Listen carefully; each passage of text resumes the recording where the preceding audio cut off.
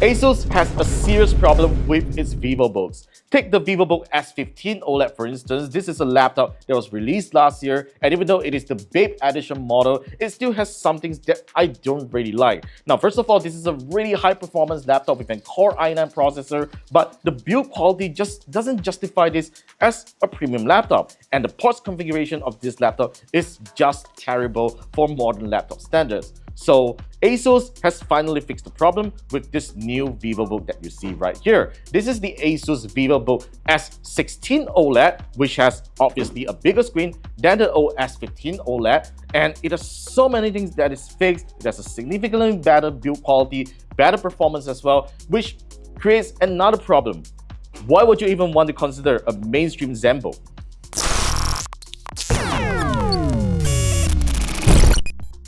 Now, when I first saw the ASUS Vivobook S16 OLED for the first time, I was truly overwhelmed by the updates that ASUS has done over the previous Vivobook S series. Now, as you guys know, the Vivobook S series has always been the high-performance Vivobook series, which kind of sometimes contradicts with the Zenbook series, even though like the Zenbook series is more of the premium product here. But this thing right here, the Vivobook S16 OLED, is becoming a really nice premium product at an affordable price tag.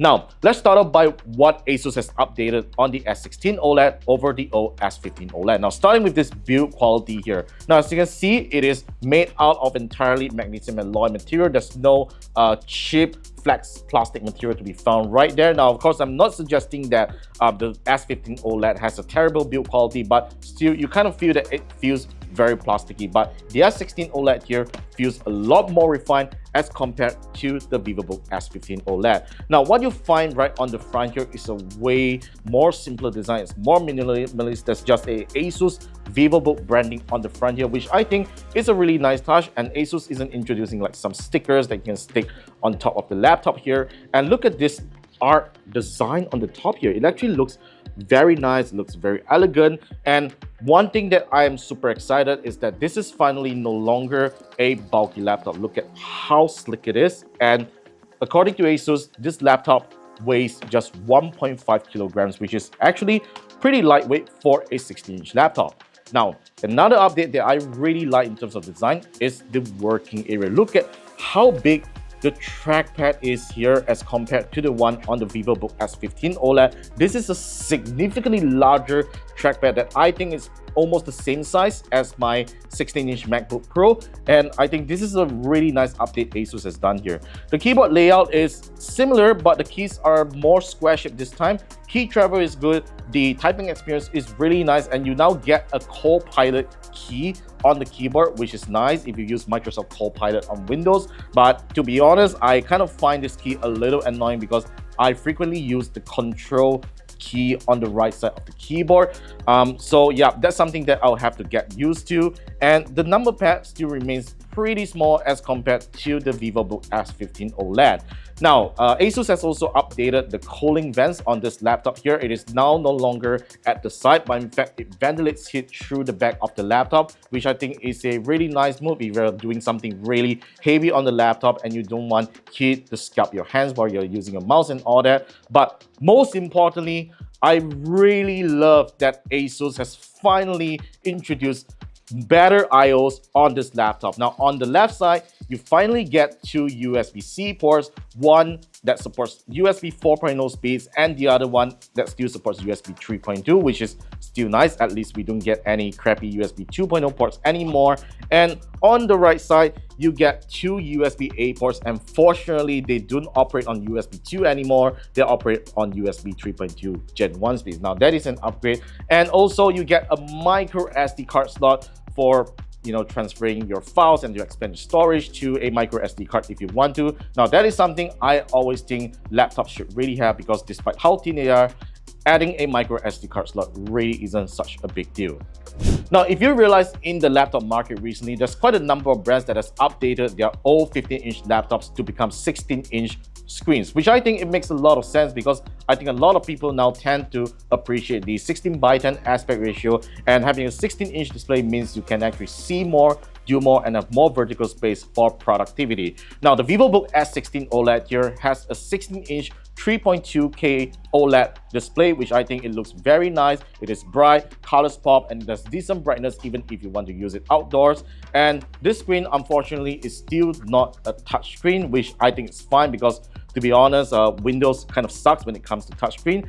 And I'm really glad that it still has this 180-degree hinge so that you can just show like your opposite party on what you're working on and all that. So this is something that I really love what ASUS has maintained over the Vivobook S15 OLED. Now, there's one thing that I forgot to mention is that ASUS has decided to put in RGB lighting for the keyboard, which I have no idea why is that so. I mean, this is not a gaming laptop by all means, but yeah, it has RGB lighting here that kind of circles all the time. There's no way to customize the RGB lighting, unfortunately, but then yeah, I think it's something that's really nice that ASUS has decided that, you know, to put some RGB lighting onto the keyboard here.